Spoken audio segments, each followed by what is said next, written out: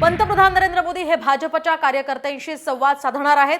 तर हरियाणा आणि जम्मू काश्मीरच्या निकालाच्या पार्श्वभूमीवर मोदी भाजपच्या कार्यकर्त्यांशी संवाद साधतील अशी माहिती सध्या समोर येते। तर काहीच वेळापूर्वी जे पी नड्डा यांनी सुद्धा महासचिवांची सगळी बैठक आयोजित केली आहे। तर दुसरीकडे पंतप्रधान मोदी सुद्धा कार्यकर्त्यांशी आता संवाद साधणार आहेत। एकूणच आगामी निवडणुकांसंदर्भात या बैठकीमध्ये चर्चा होऊ शकते।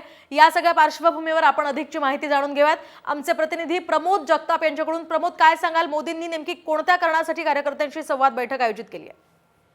मोहिनी, प्रामुख्याने आपण जर बघितलं तर कुठल्याही राज्याच्या विधानसभा असेल किंवा लोकसभेच्या निवडणुकीचा निकाल लागल्याच्या नंतर भाजपचा एक शिरस्ता राहिलेला आहे।